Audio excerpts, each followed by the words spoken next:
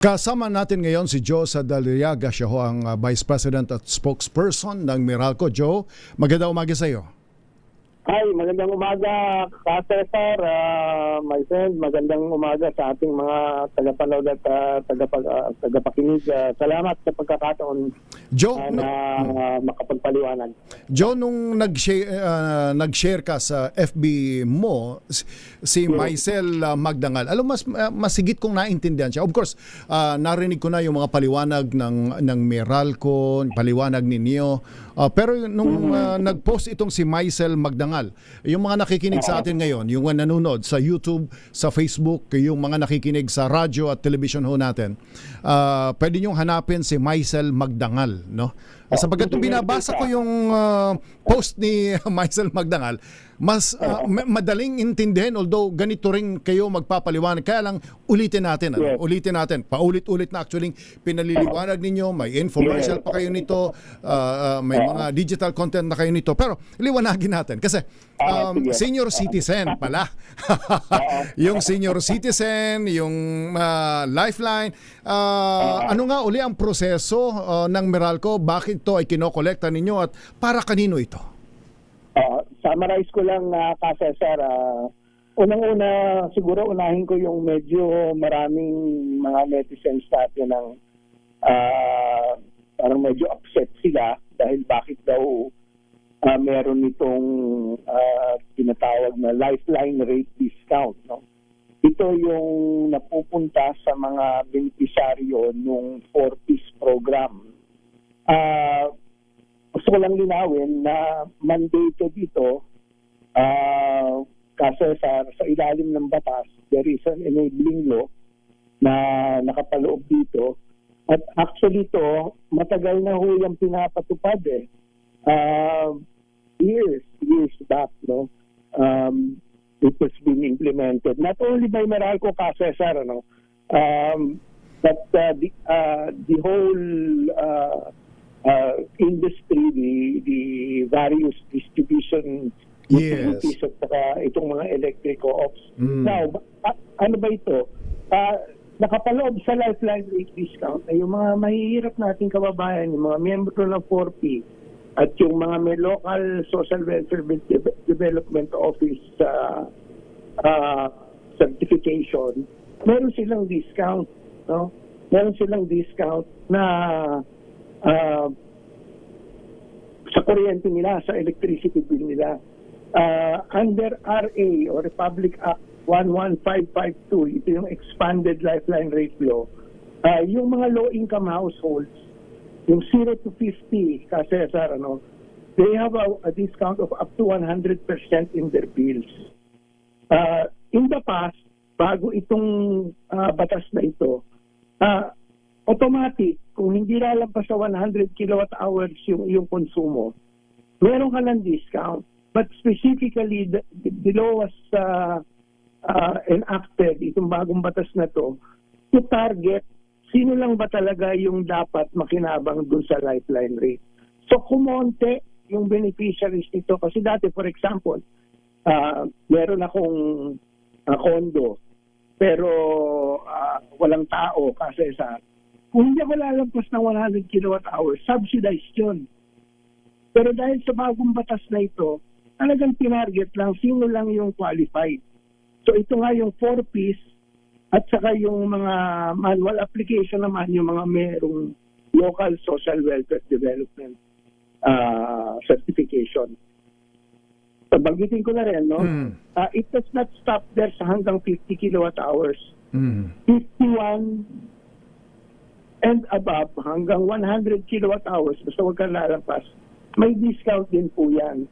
From 20 to 35% depending on your consumption. Ulitin ko lang, pinapatupad lang namin ito kasama ng lahat ng mga distribution utility at electric co-op sa bansa, ang Republic Act 11552 or also known as the expanded lifeline rate law. Alright, so maliwanag yan. kayo ay Akala taga-collect. kasi nila, akala kasi, binabasa ko, inaral ko yung mga Comments. nakikita kong comments at saka yung mga rants na Oo. pinatupad lang ito ng Meralco out of a whim. Hindi po, meron pong, kasi kami kasi sa tulad din, no, ng lahat ng distribution utilities at electric co-ops, wala kaming pwedeng ilagay sa bill dahil heavily regulated kami Yes. nang walang approval ng regulator. Otherwise, lalabag kami sa batas. In other words, hindi pwedeng kapretsyo lang o unilateral hindi pwede. action. Kung ano, dito, kumbaga, and dalawang bagay ang importante dito, kayo ay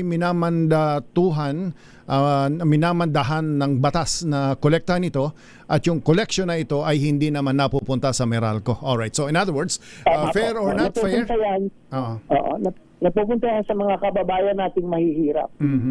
Okay. Parang ano ito, socialized structure ng power cost. Alright. Alam mo naman na mayroong in a bigger context, maraming kababayan tayo ang may reservation sa ayuda system ng mga 4Ps. Ano ho? So, but that's another topic, and the forum should be within both houses of Congress and maybe Office of the President. But at the moment, pati itong mga senior citizen portion ng bill, taga-kolekta lang kayo. In fact, this is not new. Matagal nyo nang ipinaliliwanag ito, pero palagay ko ang na-highlight ngayon, this is not exclusive to Meralco customers. Kahit mga dyan sa Bicol, Visayas, and Mindanao, yung mga electric cooperative ay kumukuha nito, kumukolekta nito.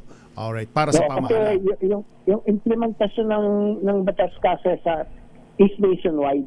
Yes, of course. Alright. Palagay ko substantial na yan. Yung mga nakakaunawa lang siguro ay yung mga nakakaunawa, tumulong na lang magpaliwanag. Para nang sa ganun itong mga, kuminsan kasi, yung maling interpretasyon at o kulang sa pagkaunawa, kapag ka pinopost, alam nyo naman, you are isa sa hinahangaan kong communicator. Alam nyo, napapasa-pasa, yung half-truth ay nagiging truth na, and therefore, nagiging basis na ng hate comments, etc. At marami ron ay hindi reasonable. But sometimes that's understandable, at yan ang trabaho ng gobyerno at ng private sector na keep on talking, keep on explaining. Alright, I go to the next topic, Joe. Kasi sir, madagdag ko lang. Go ahead. At saka ang cost nito 1 centavo per kilowatt hour. So for example, 200 kilowatt hours yung nagamit mo sa isang buwan. I-multiply mo yan by 1 centavo. Ang total cost niyan 2 pesos. Yung 2 pesos na yon, parang tulong mo din sa mga kababayan nating mahihirap. Yung talagang the law was designed specifically to target itong mga kababayan nating talagang walang kakayahan. Siguro o hirap magbayad. Siguro dapat pasalamatan ka ng mga communicator sa gobyerno. Kasi may mga dapat nagpapaliwanag nito maliban sa Meralco, of course you need to explain also. Pero may mga tao siguro sa gobyerno ang dapat nagpapaliwanag din dito dahil this is part of the law. Anyway, I go to the next I will reach out kasi sir. Tama. All right. Okay. Joe, may balita na may malaking rebate daw ang makukuha ang mga Meralco customers pagdating ng Mayo. Pwede ho bang pakipaliwanag ang background, context at if true, paano i-operationalize ito? Yes, last year kasi inaprubahan ng EIC yung petition namin to refund around 20 billion which covers yung tinatawag na lapse period. Ibig sabihin ng lapse period, wala kaming rates sa kasesat na pwede ikatupad dahil walang naging decision ukol dyan. No? So, from July 2022 to December 2024, kung kailan hindi nagkaroon ng reset itong kumpanya namin. No? So, during that time, the order was to implement it over a period of 3 years or 36 months. Ngayon, nag-issue ng bagong order ang regulator at ito naman ay directing us na iklian yung implementation period. So meron pa kaming natitirang amount na kailangan naming kumbaga i-refund. At ito ay magiging shorter na. No? Sa kasalukuyan kasi pinapatupad natin nasa average na 12 centavos per kilowatt hour yan. At dahil sa shorter refund period, magiging 25 centavos na ang average refund for all customer classes. Pero sa residential customers, yung impact mas malaki. So, sa kasalukuyan, nasa 20 centavos per kilowatt hour yung natatanggap nilang refund. Magiging 43 centavos na ito simula sa Mayo. So, ibig sabihin yan, may additional na mararamdaman yung mga customers natin na 23 centavos sa rate impact o additional refund. So, this will be reflected as a separate line item sa susunod na buwan, sa Mayo, which is around little over a week away. That is very transparent and our customers can check itong nakalagay na line item na yan. So, hopefully yung additional na refund na yan ay makakatulong to somehow mitigate yung impact nitong higher consumption natin. Kasi alam mo kasi, Cesar, itong tawag namin dito seasonality of consumption, kaya din siguro meron talaga mga reaction yung mga kababayan natin. Pag pumasok na yung summer months, Marso, Abril, Mayo, Hunyo, hanggang tumatawid pa yan ng Hulyo, yung consumption level ng mga kababayan natin tumataas dahil sa init at alinsangan. So, with that, syempre, when your consumption goes up, there is also pressure for prices to go up. And, of course, almost automatic, the bills will go up as well. So, yan yung palagi kong pinapaliwanag. Plug ko na din pala, Cesar, yung aking Manong Joe Facebook page. Nandiyan dyan yung mga hopefully informative na information sa mga kababayan natin. Alright. Just as I always follow yung pahina ni Yorme dahil talagang ako, I also want to commend you dahil lahat ng mga programa nyo nakikita ko doon. So ako, although I'm in the private sector, I try to really mirror the public pages na nakikita kong na biging source ng information ng mga kababayan natin. Okay. Joe, maraming salamat sa mga nakikinig sa atin, sa mga Meralco customers at napakarami yan at malaki ang coverage niyan. Ako, I would highly encourage you to visit and the page of Joe Soldariaga. Doon kayo makakakuha ng timely, importante yung timely, accurate and relevant information about Meralco. Joe, maraming salamat sa paliwanag ninyo at maraming salamat sa oras na ipinagkaloob ninyo sa ating palatuntunan. Utang na loob ko na makausap ka sa araw na ito. Maraming salamat po, Cesar, sa pagkakataon. Mabuhay ka. Alright, si Joe Soldariaga, Vice President and Spokesperson ng Meralco.